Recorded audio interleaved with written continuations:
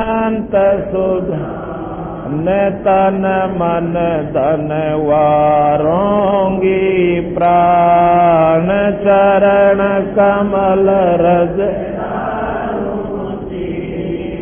मानो आप मिले ईश संतों की महिमा कही पीपा तीरथ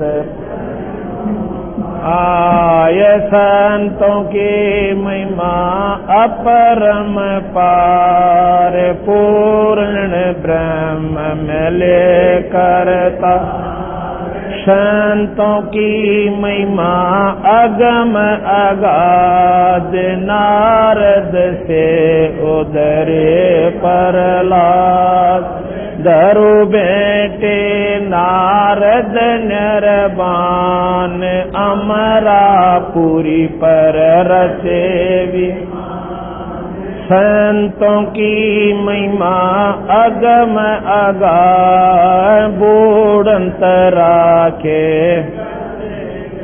ग्रह संतों की महिमा निश्चल थी द्रौपद सुता के बढ़ गए सिर संतों की महिमा अधिक सुमेर भिलनी के झूठे खाए बे रे संतों की महिमा निश्चल अंक बाल्मीक का बाजा संग संतों की महिमा अमन अमान देखो गण का चढ़ी मान संतों की महिमा पद गर गाप चरलोचन करतिया आप पुंडरपुरी नामा परवान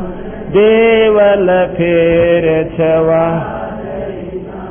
अनकाशीपुरी कबीर कमाल गबी बाल ईरसाल दिया भंडारा जनरदा कनक जनेऊ पद पर का संतों की महिमा कहिए न जा पीपा कूज पड़े अवदास गरीब संतन को से 84 मिट गई सुख एवदास गरीब संतन को से 84 मिट गई। इति ग्रंथ साहिब सत कबीर साहिब तथा सतगुरु गरीबदास जी साहिब की दया से ग्रंथ साहिब संपूर्ण हुआ। द्रौपद सुता को दिन लीर द्रौपद सुता को जाके अंत बढ़ाए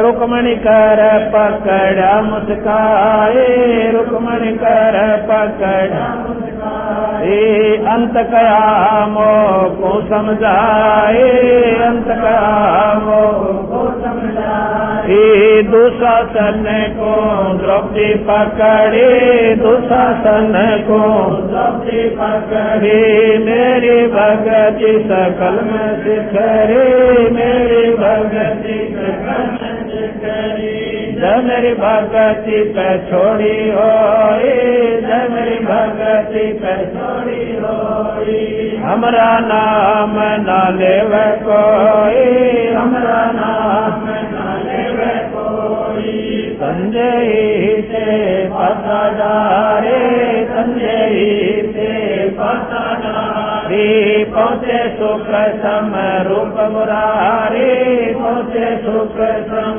रूप मुरारी खेचत खेचत खेच कसीसा खेचत खेचत खेच कसीसा सिर पर बैठे हैं जगदीशा सिर पर बैठे हैं जगदीशा शंखों चीर पीताम्बर जी ने शंखों चीर पीताम्बर जी ने द्रौपदी कारण साहेब कीने, द्रौपदी कारण साहेब कीने। शंखों तीर पीतंबर डारे, शंखों तीर पीतंबर डारे। दुशासन से योद्धा हारे, दुशासन से योद्धा हारे। द्रौपदी सुता के सिर बढ़ाए, द्रौपदी सुता के सिर बढ़ाए। शंख शंखों पार न पाए, शंख शंखों पार न पाए। नित बुन कपड़ा देते भाई, नित बुन कपड़ा देते भाई। जग 9 लख बारद आए, जग 9 लख बारद आए। अवगत के सो नाम कबीरा, अवगत के सो नाम कबीरा। सच टूटे जम जंजीरा, सच टूटे जम जंजीरा। अवगत के सो नाम कबीरा, अवगत के सो नाम कबीरा। सच टूटे जम जंजीरा, सच टूटे जम जंजीरा।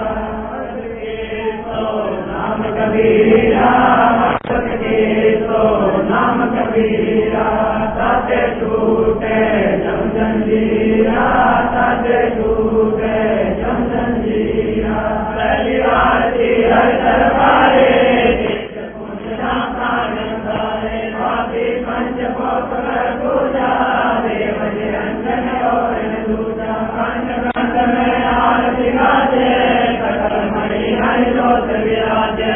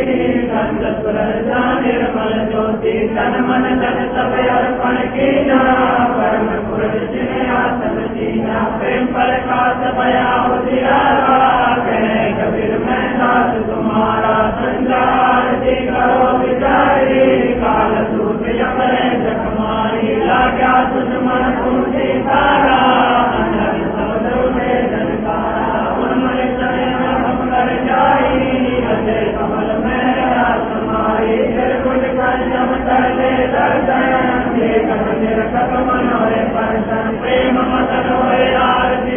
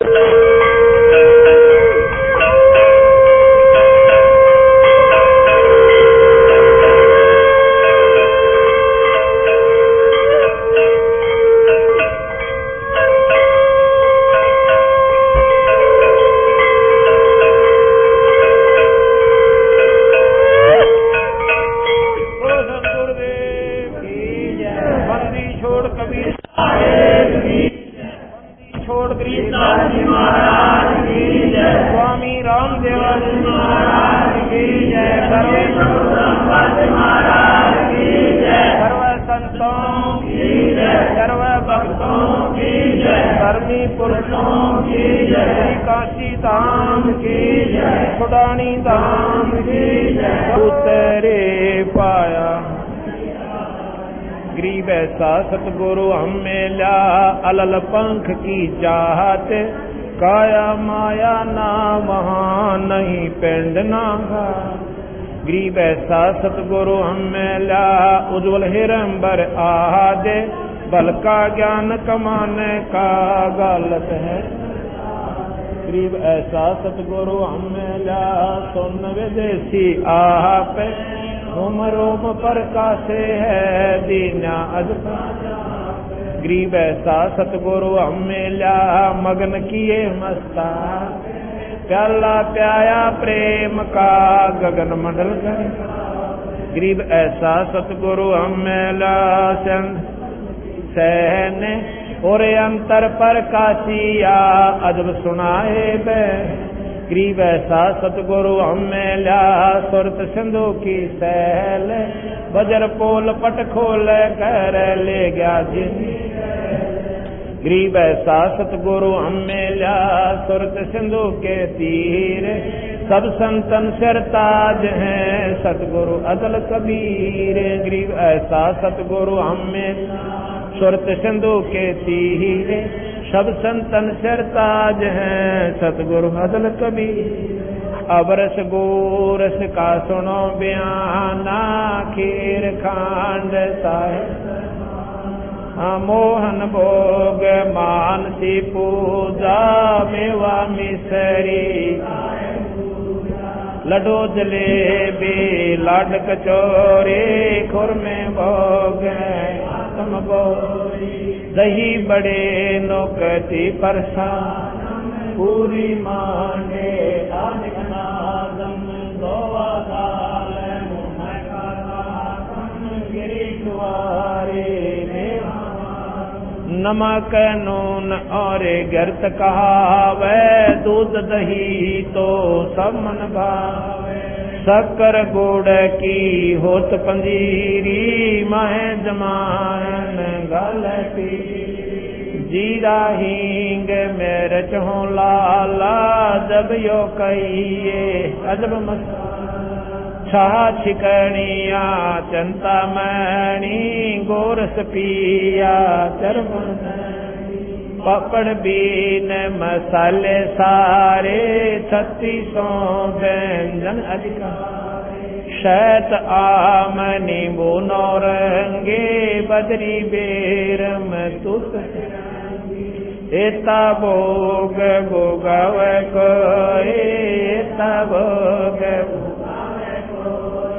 परमात्म कैस डर सोई, परमात्म कैस दास गरीब ये अनकी महिमा, दास गरीब ये तीन लोक में जाकर माँ, तीन लोक में जाकर माँ। दास गरीब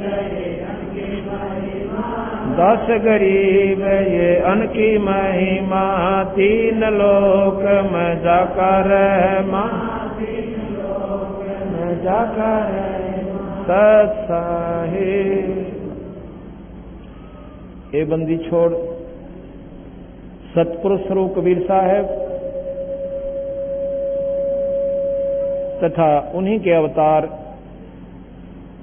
वही स्वरूप बंदी छोड़ गरीबदास जी महाराज, आपका भोग प्रसाद तैयार है। अपनी पवित्र रचना से इसी स्वीकार तथा पवित्र कीजिए भगवान। हे परवरदिगार, किसी सेवक द्वारा सेवा में कमी आई हो या पाठी द्वारा कोई पाठ्यक्रम अशुद्धि रही हो, हमें तुच्छ बुद्धि जीव जानकर माफ करियो मालिक। हे दीनदयाल,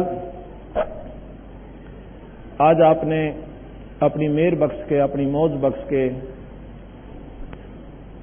इस काठमंडी के अंदर अपनी प्यारी पुण्यात्माओं को वो लाभ दिया, वो अमृत बरसाया 5 दिन तक। और धन्य है ये मोदीराम ट्रस्ट जिसने हमें बंदी छोड़ की कथा परमात्मा का यहां पर सत्संग करने का अवसर दिया। ये समागम बड़े भाग से हुआ करते हैं। उस नगरी की पुण्यात्माओं के जो पुण्यक्रम जोर देते हैं, तब कहीं उस मोहल्ले में ऐसे समागम हुआ करते हैं। कहते हैं पुण्य पुंज मिल बिन मिलहीन संता। पुण्य पुंज, पुंज कहें समूह ढेर, पुण्य पुनों के समूह ढेर हुए बिना संत नहीं मिला करते। साधु दर्शन राम का भाई मुख पर बसे सुहाग, और दर्श उन्हीं को होते हैं जिनके पूर्ण भाग है। कबीरा दर्शन साधु का परमात्मा आवे याद। कितनी भी भूली हुई आत्मा सत्संग में आ जावे, एक बार ठेस जरूर पहुंचेगी आत्मा में कि हम कितने दिन के लिए संसार में आए थे और हमारा असली उद्देश्य क्या था। एक बार आत्मा झंझोड़ कर धर दी जाती है सत्संग की वाणी द्वारा, परमात्मा की कथा द्वारा। कबीरा दर्शन संत का, साधु का, तो साहेब आवे याद, और लेखे में वाहे गिरी, और बाकी के दिन बाद। अब हम संत किसे मानते हैं, हमारे मन में एक ऐसी प्रक्रिया घुसी हुई है, जैसे हम पढ़ते थे ना स्कूल में, उसमें लिखा होता था री का ऋषि। ऋषि की क्या वेशभूषा थी कि एक लंगोट सा धोती सी बांध रखी और दाढ़ी बढ़ा रखी, ऊपर जटा की नो ऐसे करके लपेटा सा ला रखा, गल में माला, आंखें बंद करे, आसन पर बैठा। तो हमारे हृदय में ऐसा घर कर गया कि संत ऋषि तो ऐसे ही होते हैं। अब वो भी साधक हैं। परमात्मा की शक्ति का प्रतीक वेशभूषा नहीं होता। वस्त्र के पहन लेने से, लाल पीले कर लेने से परमात्मा नहीं मिलता केवल। और कोई बुराई नहीं बताई संतों ने। मान ले आपने विधि कोई वस्त्र भिन्न भी कर लिए और उसमें सत उपासना आपकी साधना ठीक चल रही है तो भी ठीक है। अगर आप ढोंग पाखंड करके दुनिया को गुमराह कर रहे हो, सतनाम आपको प्राप्त नहीं है, स्वयं भी नरक में और अपने अनुयायियों को भी सीधे ले जाओगे। दूसरा, हमने सोचा कि संत वो होते हैं जिन्होंने राख रमा रखी है, एक लंगोट बांध रखा हो सिर्फ और एक चिमटा ले रखा हो, और या नहाता धोता कति ये ना हो बढ़िया, क्योंकि सर्द फल रहा बिलाई सर्वंगी महात्मा है। इस प्रकार हमारी बुद्धि का विवेचन यहीं तक सीमित रहा। एक समय की बात है, एक पंजाब का रहने वाला एक बहुत बड़ा जमींदार, उसका नाम राम राय था। ये सिंह तो बाद में लगन लगे हैं, उसका नाम राम राय था। पहले वो सब हिंदू थे और 10वें गुरु गोविंद सिंह जी ने उस समय आवश्यकता के अनुसार तगाजे को देखकर एक न्यारी पहचान बताई थी कि मेरे लड़ाकू सैनिक की न्यारी पहचान होनी चाहिए, क्योंकि उसमें उन्होंने संघर्ष बहुत करना पड़ा था, अपने बच्चों तक को भी, और द्वार में चढ़वा दिया, पर आखिर में ये नहीं कहा कि हम हार मान जाएंगे। उसमें देश गुलाम था, जो संघर्ष के लिए उन्होंने एक न्यारी पहचान बनाई थी, उनका नाम उन्हें सिंह रखा था। सिंह जो मरण से ना डरे, लेकिन उस समय उसका नाम राय होता था। उसके बाद से सिंह लाना शुरू किया। तो राम राय जी ने एक दिन ये वाणी सुनी गरीबदास महाराज की, उनका एक शिष्य गरीबदास जी का, उनके गांव वासियर गांव जो लुधियाना के पास है, वासियर गांव के गोरे यानी बनी में बैठ के सुबह कुएं पर नहा के और ब्रह्म वेदी का जाप कर रहा था। एक अंग है ब्रह्म वेदी जो सुबह हम पाठ करते हैं, उसमें सारी महिमा गा रखी है, तीनों भगवानों की भी और साथ में सतलोक की भी। इतनी प्यारी वाणी है वो। भाई बोलो मत ना, तो बैठ जा आराम से, भगत जी तो नहीं टिकता, बैठ जा आराम से। तो कहते हैं जब उन्होंने सुना, और वो लोग वाणी के बड़े मर्मज्ञ हैं, परमात्मा पर बहुत आसरा रखते हैं वो लोग। उसने जब सुबह सुबह इतनी प्यारी वाणी और ब्रह्म मुहूर्त में, और एकदम उसकी तरफ खिंचा चला गया, जाके उनके पास बैठ गया। जब उन्होंने अपना पाठ कर लिया उस संत भक्त ने, तो पूछा कि महापुरुषों ये किसकी वाणी है, कादी वाणी है? वो कहने लगा मेरे गुरुदेव गरीबदास महाराज की है। कि बहुत ही आकर्षक वाणी है, ये तो मेरा एकदम दिल खींच लिया इसने, ये तो कोई पूर्ण पुरुष की वाणी है। क्योंकि जितनी आत्मा निर्मल होती है, परमात्मा उसको जल्दी कैच करता है। वो कहने लगा ये महापुरुष अभी भी शरीर में हैं या शरीर छोड़ गए?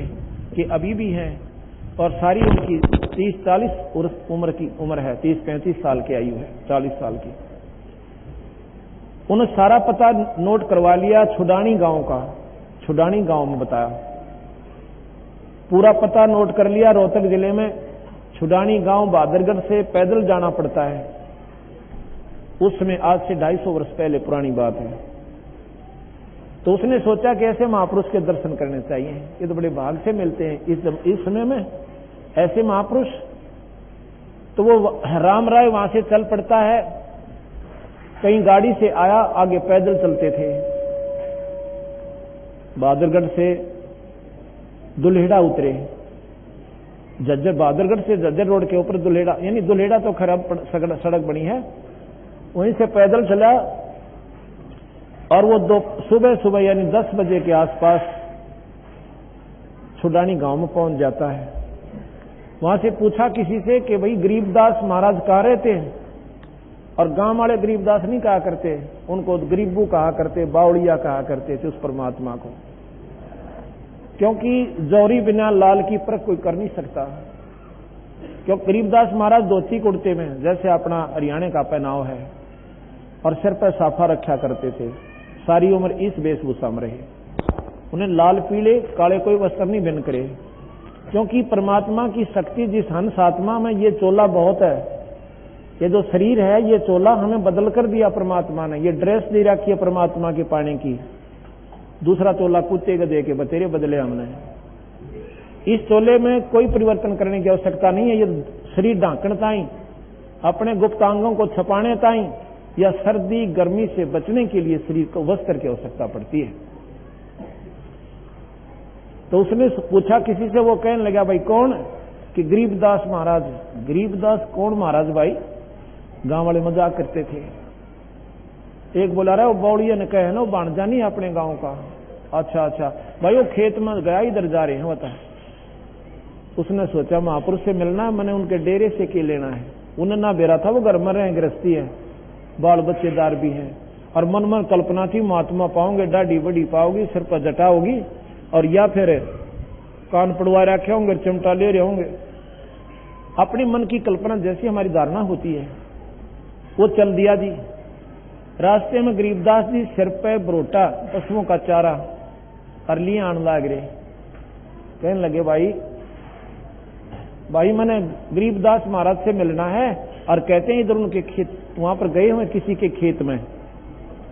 महाराज जी ने सोचा ये तो भाई दूर से आया हुआ प्राणी है, बेरा था वो जानी जान थे। कहने लगे भैया ऐसे करे, मेरे साथ आ जा, आओ मैं मिलाऊंगा तुम्हारे को। अगर नहीं खेतों में बताते हैं गए। कहने लगे मेरे साथ आ जाओ। उन्होंने सोचा कि अगर मैं ये कह दूंगा ना कि मैं गरीबदास हूं, तो मेरी एक बात नहीं सुना ये व्यक्ति, रवि चलता हो लेगा वापिस, क्योंकि इसके मन में जो कल्पना संतों की वो गलत धारणा भरी पड़ी है। घर ले आए। अब जब महाराज जी आए, क्योंकि बाहर के भक्तजन आए हुए थे, उन्होंने दंडोत प्रणाम किया गरीबदास जियों को, और उधर से वो राम राय बैठ गया। कहने लगे रे गरीबदास महाराज जी कौन से हैं? कि ये तो महाराज जी तो तेरे साथ आए हैं, तुम जानता नहीं इनको? उन्होंने अपने माथे बात हमारा तरह बोला, ये 400 किलोमीटर चलकर यो महात्मा पाया, धोती कुर्ता, इसने के कुछ भी कौन इसके पास। अपने मन में इतना विक्षेप अक्षुभ हो गया कि मैं भी कतिये बावड़ी बूझ। किसी ने कह दिया महात्मा हमारे तार में 400 कोस 2 किलोमीटर धक्के खाना गया, और खोदा पहाड़ निकली चुईया हुआ भी मरी हुई, यानी अपनी धारणा से एक धोती कुर्ते वाले ने। और कौन महात्मा माने? जो हमारी जो दुर्बुद्धि हमारे अंदर भरी पड़ी है अज्ञानता के कारण। वो जान थे, जो वहां पर 5-4 भगत थे, किसी को कह दिया भाई मेरा पानी लाइए, स्नान करूंगा, स्नान करने लगे। और सब भक्तों को इधर उधर काम बता के वहां से अकेला राम राय रख लिया। स्नान करा महाराज जी ने जल्दी सी, और स्नान करके धोती बांधने लग गए। धोती की गांठ जो अड़बंद होता है, एक और न्यारी कपड़ा बांधते अपनी तागड़ी के स्थान पे। लगा राम राय अब उसने राम नाम भी ना बताया था और बंदी छोड़ने उसका नाम ले दिया। आधा फ्यूज तो वहीं हो गया वो। अगवाई सह तो कुछ न कुछ सकती। फिर कहने लगा राम राय मेरी उंगली का चोट लगी, मैं रेट पे काम कर रहा था और मेरा गांठ नहीं लागती धोती की, या गांठ लाइए वीरा। गांठ कैसे लाते हैं? अड़बंद के चारों तरफ शरीर का घुमा के और ऐसे गांठ लाते हैं। उसने पकड़ के खींचा हुआ गांठ शरीर में का निकल कर धोती और धोती का गांठ लाएगी। उसने सोची कहीं तेरा धोखा ना लग गया हो। एक बार फेर करी, तीसरी बार जब वो करने लगा राम राय तो कहने लगे बंदी छोड़ भगत जी मदद तेरे से भी, क्योंकि वो भी जमींदार बड़े थे राम राय और गरीबदास जी भी 2,500 बीघा के जमींदार थे। कहने लगे राम राय मदद तेरे जैसा जमींदार हूं भाई, धोती बांध देने। इतना कंधे वो तो चरणा में पड़ गया। कहने लगे महाराज जी हम तो जमा दुर्बुद्धि जीव हैं, मुझे नहीं मालूम था परम शक्ति है, क्योंकि हम इस चमत्कार में ज्यादा पसंद करें। ने बोला ही बताऊंगा तेरे को मैं क्या हूं। इसके अंदर पौन घंटे की वार्ता, यानी झुमकरा के अंग रूप में, झुमकरा नाम दे दिया बंदी छोड़ने उसका, क्योंकि उसका मन झूम रहा था, उल्टी सुल्टी कल्पना ले रहा था, तो उसके नाम पर झुमकरा नाम करके और पौन घंटे का इसके ऊपर उसको महाराज ने समझाया। कहने लगे महाराज जी, राम राय बोला हमने नहीं मालूम था, आप परम शक्ति हो, आप अनंत कोट ब्रह्मांड के भगवान हो। थोड़ी सी देर में क्यों विष्णु उपासक थे, बंदी छोड़ में विष्णु जी का रूप धारण कर लिया। होए होए होए, फिर तो रगड़ा नाक उड़को आणता ही महाराज जी हमने नहीं मेरा था। पर पूर्ण परमात्मा में सर्वशक्ति होती है। प्रधानमंत्री मुख्यमंत्री की शक्ति भी रखता है, प्रधानमंत्री डीसी की भी रखता है, मंत्री की भी रखता है। तो उस प्रकार उस वादवी वासियर गांव में गरीबदास नाम का आश्रम बना हुआ है। ऐसे ऐसे पंजाब में कम से कम 50 हमारे आश्रम गरीबदास जी के नाम से वहां पर आज भी विद्यमान है।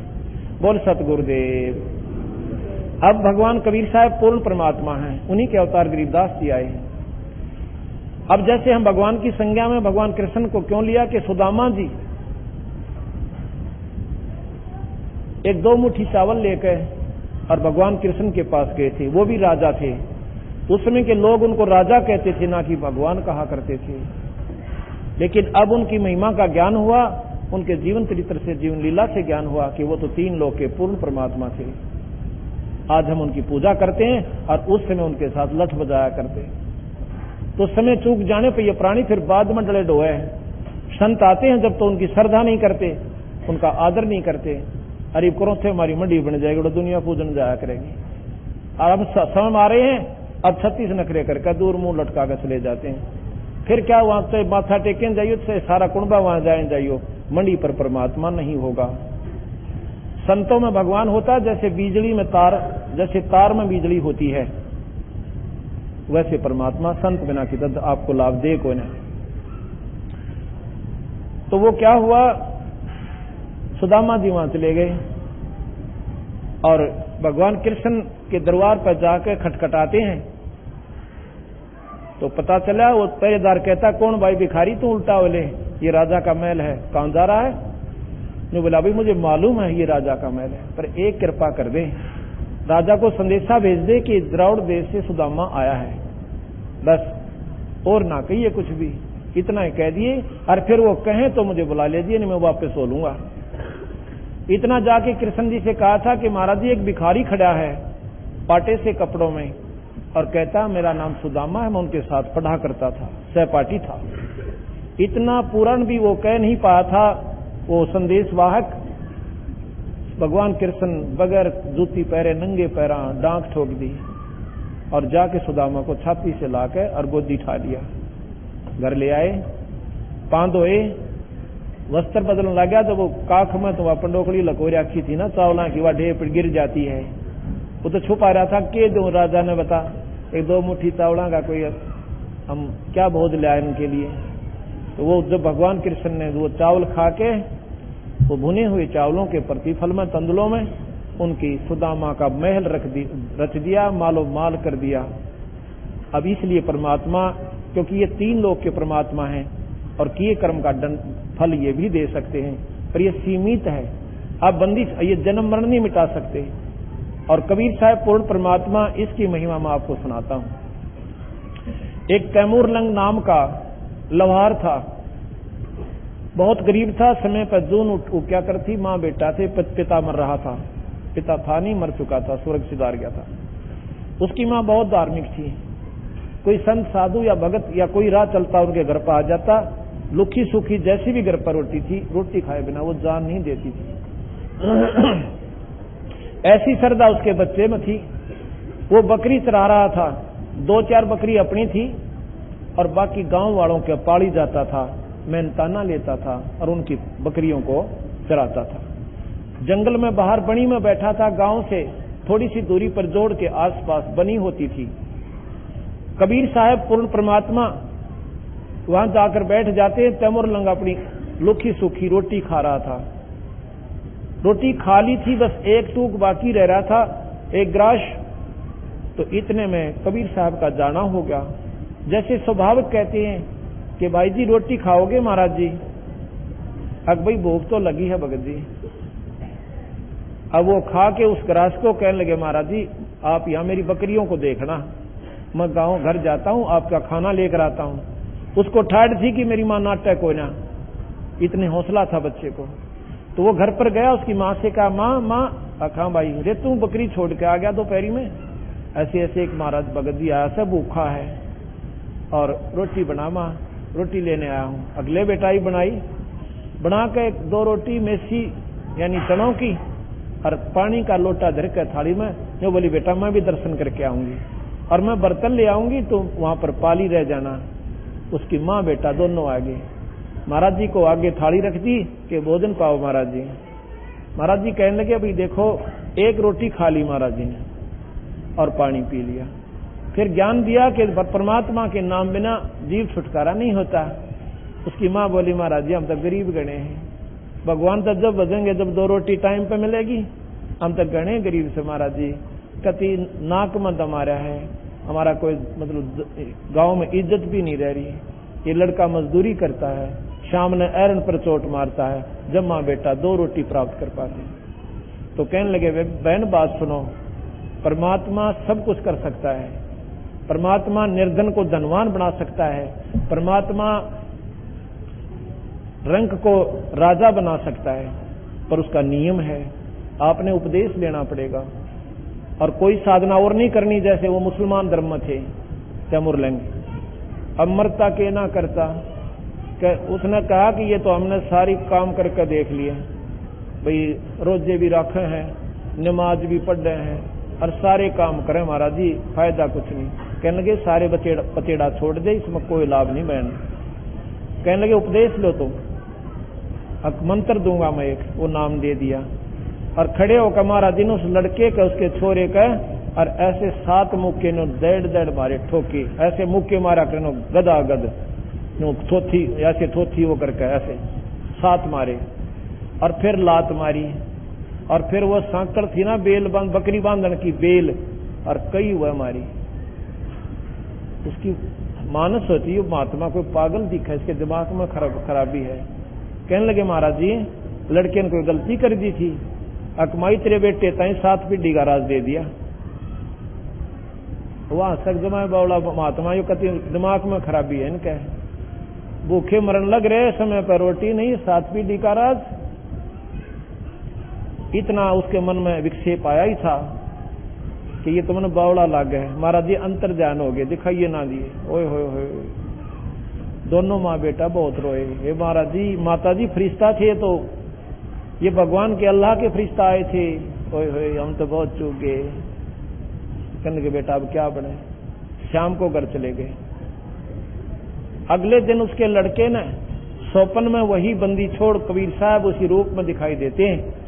कहते हैं तैमूर लंग, हाँ उससे पहले वो क्या करता है कि एक ऐरन लुहार के घर पे ऐसे चोट मारता है गणकी, और उसके बदले में कुछ दाने दे देता है, उसको अन्न दे देता है। जिस दिन वो चोट लगा रहा था पहले दिन, ऐरन के साथ से इतनी चींटियां निकली कि सारा ऐरन आसपास काला हो गया। वो जमीन उसका एक विशेष दृष्टि, उसका आकर्षण का कारण बन गया कि इस छोटे से बिल में और इतनी कीड़ी, हे अल्लाह हे खुदा तेरी महिमा तू ही जाने। मतलब एक विशेष उसके मन में वो जच गई बात के इतनी कीड़ी और उस बिल में। तो सपने में वही महाराज कहते हैं बंदी छोड़ कि तैमुरलंग कि तूने जो चीटी देखी थी ना एरन के पास में, वहां पर बहुत खजाना दबा हुआ है और उस एरन के स्थान को तुम मोल ले ले। सपने में जैसे सामने बैठे वैसे बात होती है। वो कहने लगे महाराज जी मोल के ऊपर ले ला, हमारे पास तो रोटी भी खाने को नहीं है। वो देवे को ना उन्हें मालूम है कि इसके पास तो 6 साल भी पैसे ना हो देने के। कबीर साहब कहने लगे ये मेरा काम है भाई, तू जा और उससे प्रार्थना कर। उससे पहले बंदी छोड़ने उस एरन नाले के मन में ऐसी भावना भर दी कि इस एरन में कोई ले लेना तो मेरी 2 साल में पैसे दे दे, मैं बाहर बना लूं, थोड़ी जगह रहेगी। अब परमात्मा जब करता है ना दोनों लवते हैं, दोनों तरफ खेल खेलता है वो, जिस पर राजी हो जा। तो जी वहां गया तैमुरलंग ने प्रार्थना, और सुबह उठ कर अपनी माँ को बताया सोपन कि माँ जी ऐसे ऐसे महाराज जी दिखे थे। और न्यो बोली भाई दिखे थे मन में भी, पर न्यो ना बेरा वह कह के रहे थे, मेरी समझ में फर्क रह गया। बेटा देख ले टोक के, अगर उसने दे दिया आपको एरन तो समझो खजाना भी है। उसने जाते ही प्रार्थना करी, वो कहने लगा भाई दे तो दूंगा पर पैसे कब देगा। वो बोला जी दे दूंगा पैसे तेरे जरूर, ना तेरी मजदूरी कर रहा हूं, तेरे पूरे कर दूंगा, मैं अन्न लेना बंद कर दूंगा। नहीं फिर भी तो बता, 6 महीने में दे दूंगा। बैठ जाओ 6 महीने में दे दूंगा, पक्की बात है? पक्की बात। लगा अंगूठा लगा लिया। माँ बेटा ने जोर से डड़े ले आके और इतनी ऊंची उनकी चारों तरफ बाढ़ करके झोपड़ी घेर ली। और फिर साथ में ये कहा था थोड़ा थोड़ा प्रयोग करना, कहते एकदम सारे निकाल दे तेरे को कोई पकड़ वकड़ ले। सबसे पहले खजाना खोजा, वो जगह खोजी तो एक मटका छोटा सा वो हीरे जवाहरात मोहर असरफियों से भरा हुआ पाया। वो उठा तो नीचे और भी गणे थे, न्यों की न्यों माटी दे दी। थोड़े से निकाल लिए, बकरी लिया, वो बकरी बेच दी। उसके बाद क्या किया, घोड़े ले आया, घोड़े बेच दिए। ऐसा बहाना दिखा दिया कि व्यापार ने इसका बहुत ज्यादा पहुंचा पकड़ लिया, बहुत ज्यादा लाभ हो गया। 1 साल में वो बहुत ही मालो माल हो गया। कर तो दिया था मालिक ने। अब उसके मन में बचपन में ये धारणा थी, है भगवान जय मैं राजा बन जा और इस नवाब ने गढ़ूं सबसे पहले। कौन से नवाब ने? जो उसकी नगरी के ऊपर राज करता था। क्यों? क्योंकि उसकी आंखें आंगा जब वो पाड़ी था, एक लड़की, जवान लड़की उसी गांव की पानी लेकर आ रही थी और उसके नवाब के अनुचरों ने उस नवाब की खातिर उस जवान लड़की को जबरदस्ती उठाया था और भाग के उसने भी कहा था और वो मारपीट भी करी थी उसने उनके अनुचरों के साथ कि तुम्हारी बहन को क्यों ले जा रहे हो। लेकिन वो उसको अच्छी तरह तोड़ के बुरी तरह पीट के उसको तैमुरलंग ने वहीं डाल गए थे और उस जवान लड़की को उस राजा के पास ले गए। और इस प्रकार उस दिन से उसके मन में ये भावना थी कि ऐसे दुष्ट राजा को इसी सजा दूंगे भगवान, एक बार मन तो राजा बना दे। पर मन में वह रह गया, उठे थी डट जाती, कौन राजा बनावे। ऐसे ऐसे जुल्म उस नवाब ने बहुत कर रखे थे। अब उसके मन में ये होगी कि इस राजा बदला लूं अपनी बहन का, जो हमारे गांव की लड़की के साथ ऐसा जुल्म किया उसने क्या किया जी, लोहार खाए, अपनी तलवार बनाई, सैकड़ों और डाल बनाई और गांव के जवान जवान बच्चों को ले गया एक तरफ। कहने लगा भैया तुम्हारे को महीने में 1 रुपया दिया करूंगा और जो राजा है ना, राजा जो उसने हमारी बहन के साथ ऐसा जुल्म किया था और बस उसका बदला लेंगे। वो बालक भी सारे राजी हो गए, ठीक से भाई हम तेरे साथ तो नाट देनी पड़ जाओ।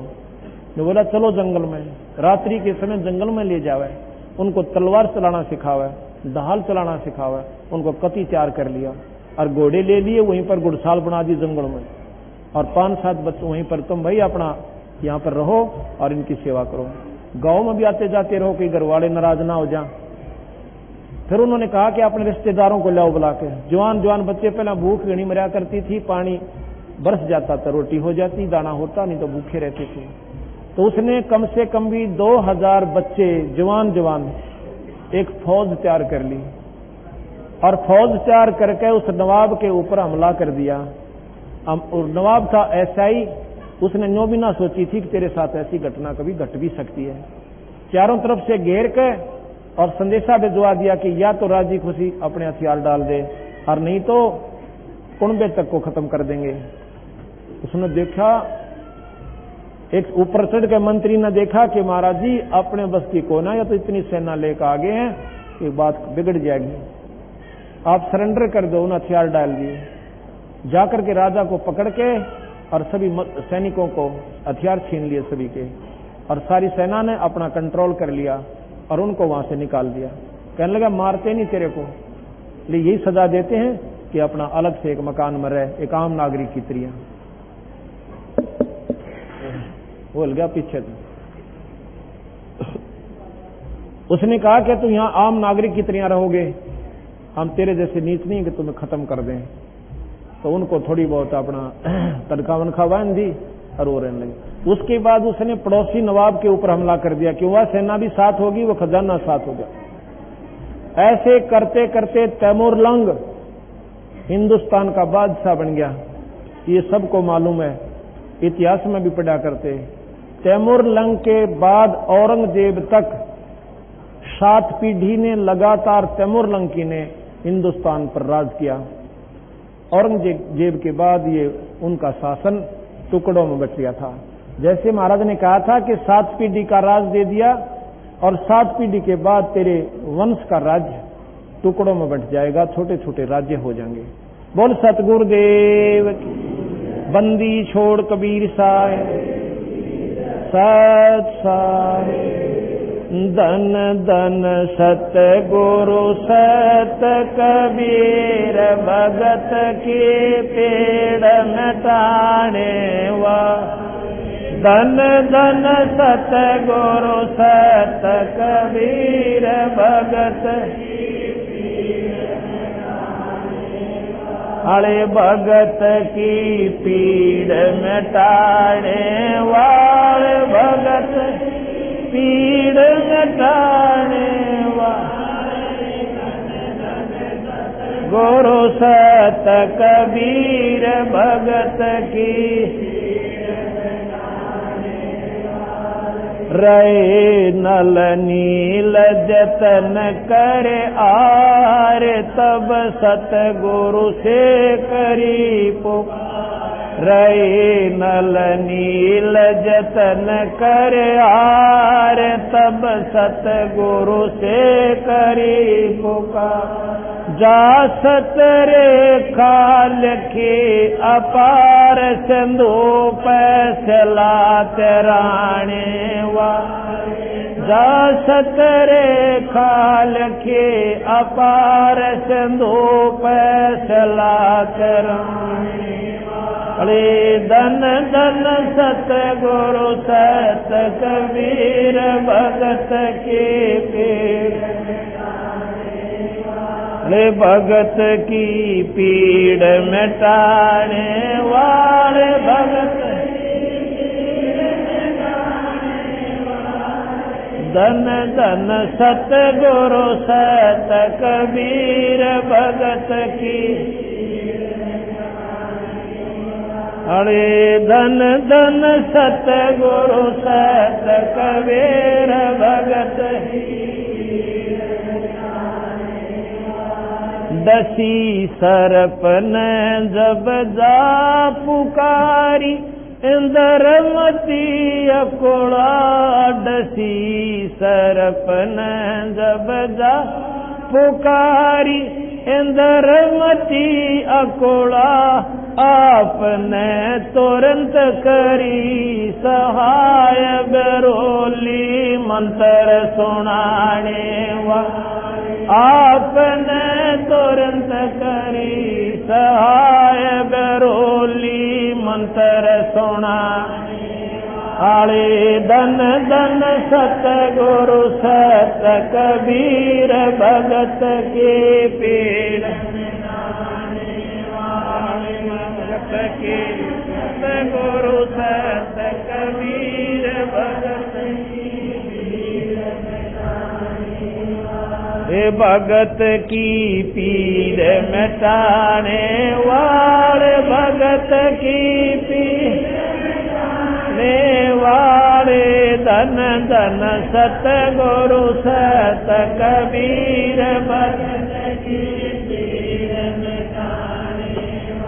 अरे दामोदर सेठ के ओठ आकाश अर्ज करी डूबता देखदा दामोदर सेठ का आकाश अर्ज डूबता देख जाज लाज मेरी रखियो गरीब नवा समुद्र से पार लंघाने वा लाज मेरी रखियो गरीब नवाज समुद्र पार लंघाने वाले धन धन सतगुरु सत कबीर भगत वाले धन धन सतगुरु सत कबीर भगत कह कर जोड़ दीन धर्मदास दरस दे पूर्ण जो आस कह कर जोड़ दीन धर्मदास दरस दे पूर्ण करियो आस मेट जो जन्म मरण की तरास सत्य पद प्राप्त कराने वा मेट जो जन्म मरण की तरास सत्य पद प्राप्त कराने अरे धन धन सतगुरु सत कबीर मिटाने वाले धन धन सतगुरु सत कबीर अरे भगत की पीड़ मिटाने वाले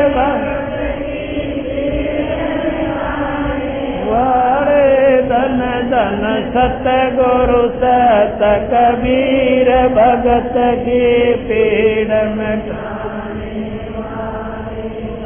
धन सतगुरु सत कबीर भगत की पीड़ मिटाने सत्संग। अब इसमें आपने सुना कि धन धन सतगुरु सत कबीर भगत की पीड़ मिटाने वाले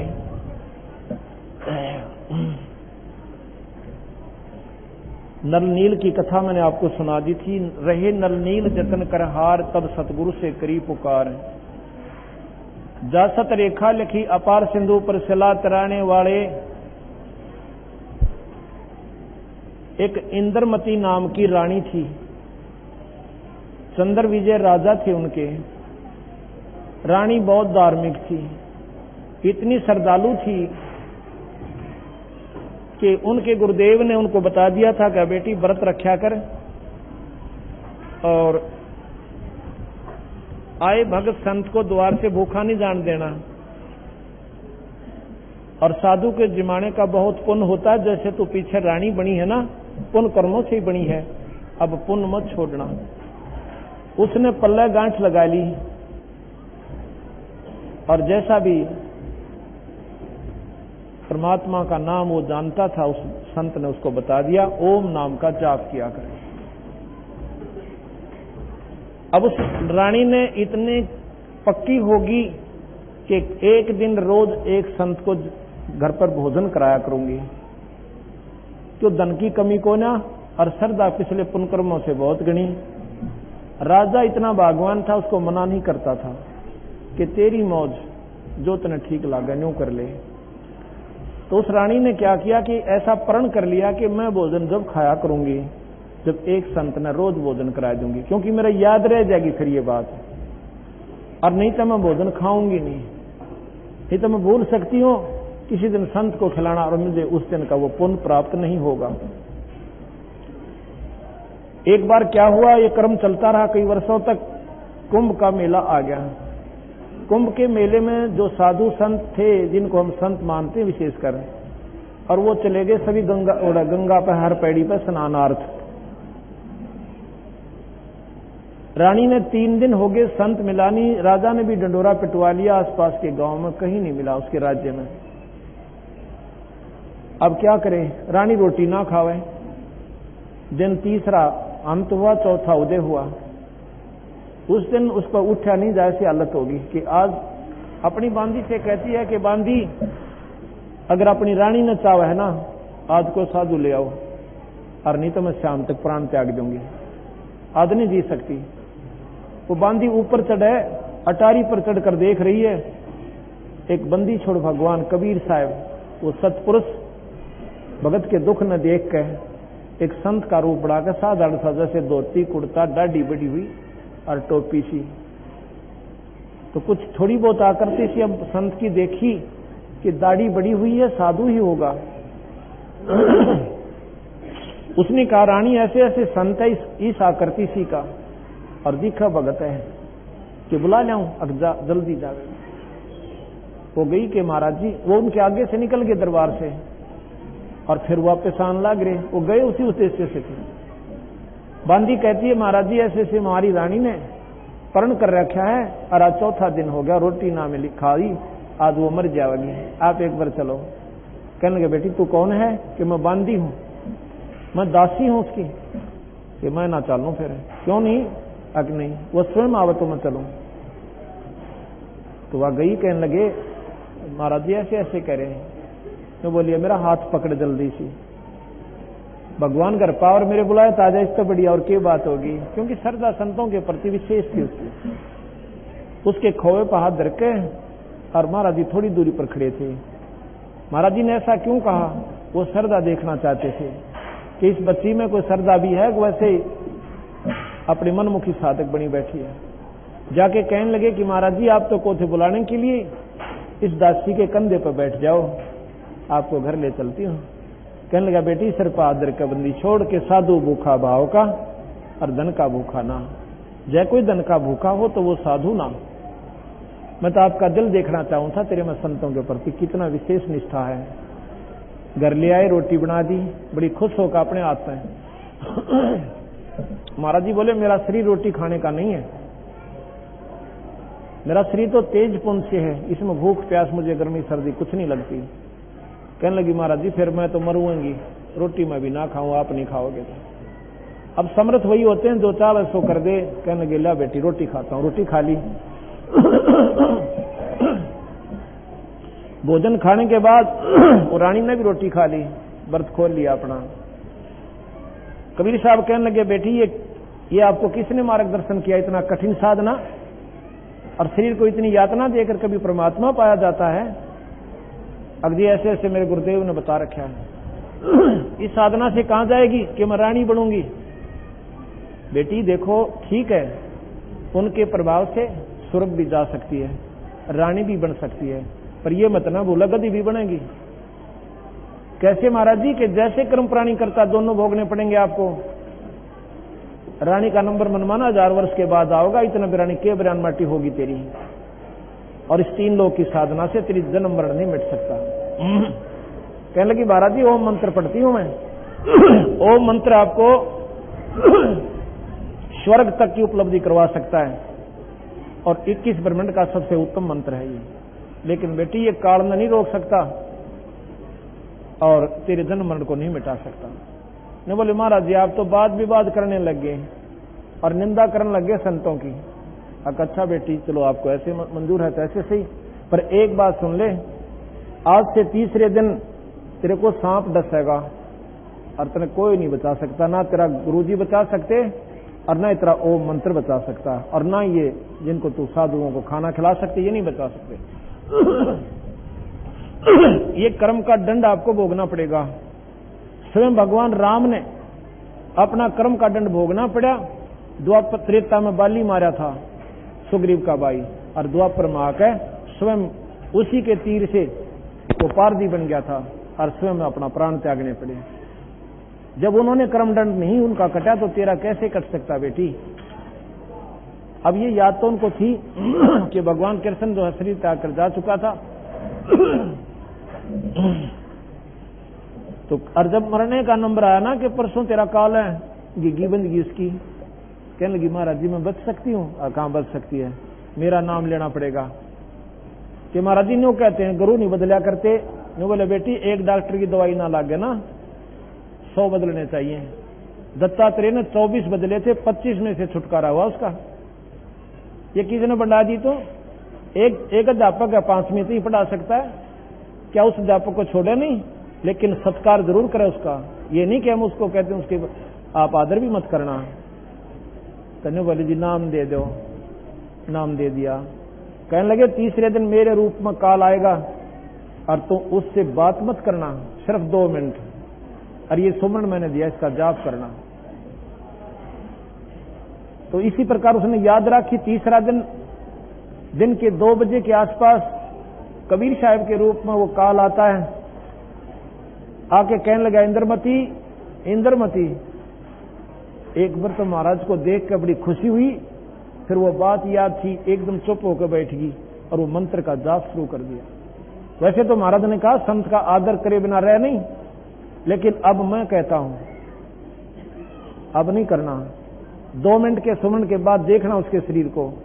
2 मिनट सुमन करके जब आंखें खोली, उस काल का असली स्वरूप उसके सामने था। और काल ने जब देखा अपना तेरा कि तेरा तो इसने आकार बदल दिया, जरूर कोई भयंकर मंत्र इसके पास है जो मेरे काबू से बाहर है। कहने लगा ले इंद्रमती अब तो जाऊं तो ना फिर देखूंगा। अब उसको और पक्की होगी, हाँ आज तो बिल्कुल शायद थी मेरी और महाराज की कृपा से बची। क्या हुआ? अब वह गफलत में आ गई, खुशी मनावा सब ने बताती अंडा मेरी मौत थी, महाराज ने टाल दी मेरी मौत थी। और सुमन कराया कोई ने, अपने सोगी ठाठ तंगले कट्टी टंटा मिटा। शाम के दिन छिपने के करीब हो रहा था, इतने में काल ने सांप का रूप धारण किया, जिस इंद्र मसीह का डंक मार दिया। और डर वह लेटी ही थी और उसका डंक मारा, एकदम उठी, इतना मोटा सर्प, और ऐसे करता हुआ और जाने लग रहा, चिल्लाई, रुका मारा, एकदम पहरेदार आगे